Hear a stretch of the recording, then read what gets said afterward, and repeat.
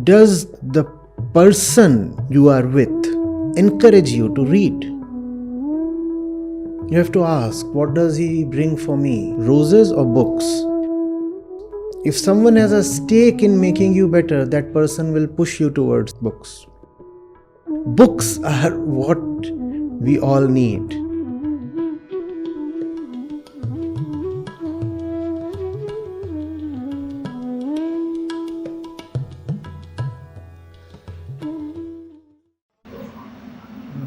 Why do you think things like yoga and meditation are necessary? They have their own place, but one should be very clear about the place that they have. What you usually call as yoga, the kind of yoga that is prevalent in this city, is good for the body.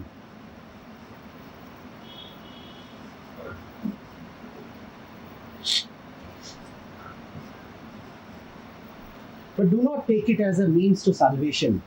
If it is being sold as something mystical or spiritual, then it is not. In fact, to try to achieve salvation through yoga is just an exhibition of the ego. The ego is saying that by doing this or that, or stretching my limbs or sitting in a particular posture, I will reach God. You sit in whatever posture you like, you do whatever you want to do with the breath or the body, you will not get God. But as I see it, I talk about my experience. These things are helping to calm the mind, and so we can be closer to what we're saying, to silence. And without these tools, it's much harder. You can calm the mind. You can calm the mind and believe that you calmed the mind. You can calm the mind and believe that you calmed the mind, and in the process cause greater agitation to yourself. There is no method except surrender. Direct, unconditional surrender. If you know that your mind is calm because the body is feeling better, and you are the one who did something to make the body feel better, then that is just an extension of the ego. The real happens never due to your planning or your effort, because the real never happens. It is already there, it does not need to happen.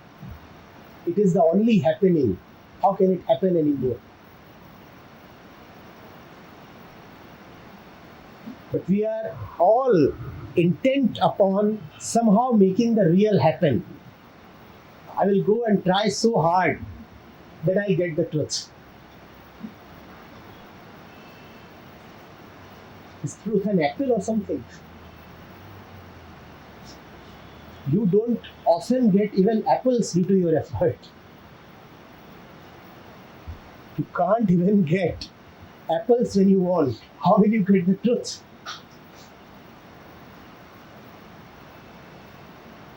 Huh?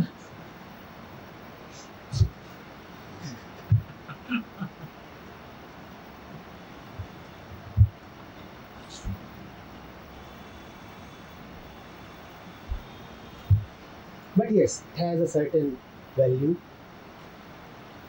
When the body is fit, there is no doubt that the mind does not have to think about it.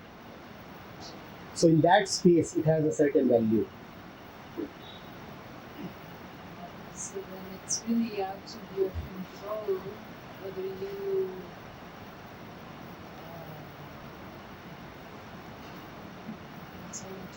Yes. And the ego does not like this statement.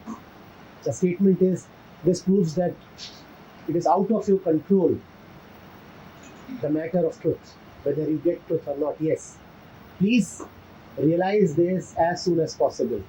It won't come to you because you tried this way and that way. It comes to you when you see the futility of all your actions. From morning till evening, whatever you are doing, when you see the futility inherent in them, That is the truth. That silence. And mind you, from that silence, great action emerges. It is not as if no action would happen. Your heart would come to no action, and the body and the mind would act vigorously.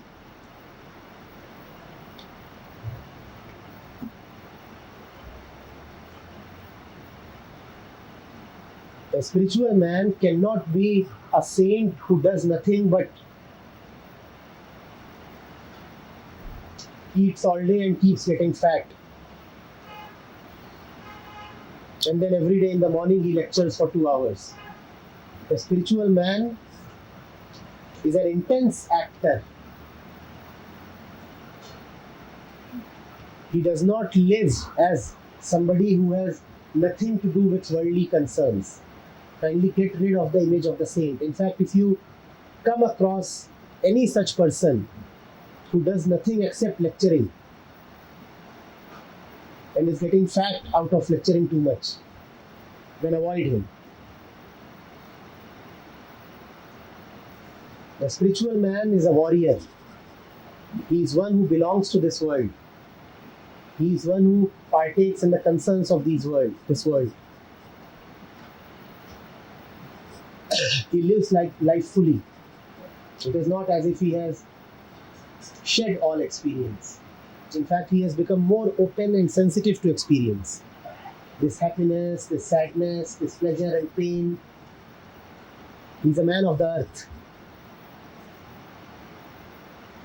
You will not find him perched on some great throne somewhere. He must be someone who moves through the streets, a commoner. He is not a general who hides in the castles. He is a foot soldier out there in the battlefield.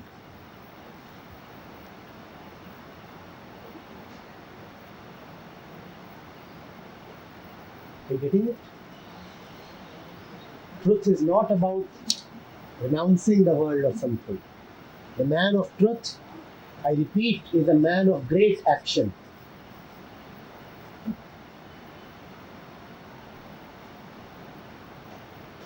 And if you see someone whose life is dull, lukewarm, incapable of action, then you should just know that his life has not been touched by the truth.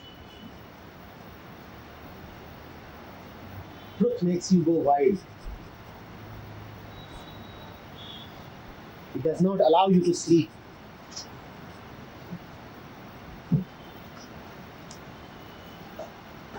The dance of truth is a mad dance. It is a dance of your destruction. It's a dance in which you come alive.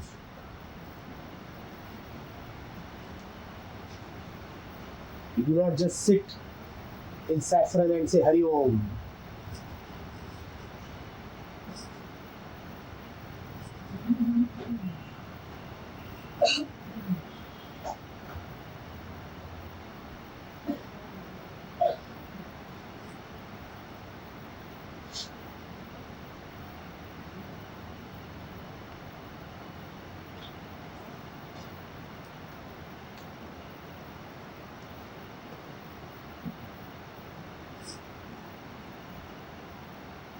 Kabir never made preaching his profession. He was a weaver and he remained a weaver. You must ask all the so-called spiritual ones, what do you do except wagging your tongue? And how do you know anything of life if you are not living anymore? You do not meet the commoners. You don't earn anything, you live on donations. You don't go to the markets to sell anything. You don't have to buy anything because all is bought for you by your followers. You don't mingle with women anymore because that destroys your reputation. Now, how do you know anything about life? If you are a man and you're not meeting women as a man anymore, what do you know about life? From where else does one know about life? Does some great truth descend from the heavens? One knows the truth only in these simple daily experiences of everyday living. And if you have blocked out these everyday experiences, how are you in touch with the truth anymore? How?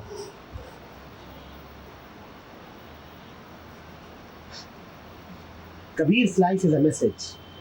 In continuing as a weaver till the end of his life, Kabir is saying that professional preachers should be rejected precisely because they are professional preachers.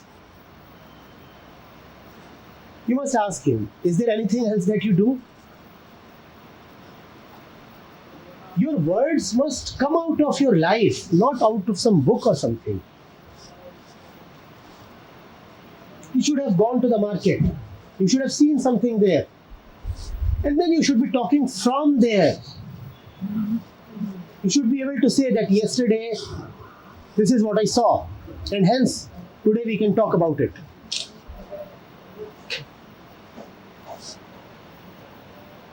Huh? When Kabir talks, he makes the entire world his instrument. He uses the thread as a metaphor. He uses the loom as a metaphor. He uses the color as a metaphor. He uses the selling as a metaphor. There is nothing in the whole world which Kabir does not use as a metaphor. Even dogs. This means that he is a man who is really living intimately with life. He is not just talking some great high-flying theory. Deep awareness, pure consciousness. Kabir will never talk of all that. Because he is real. He is not coming from a book or from a tradition. He is not coming from rote learning. Whatever he is saying is arising from his heart. And hence it is so practical.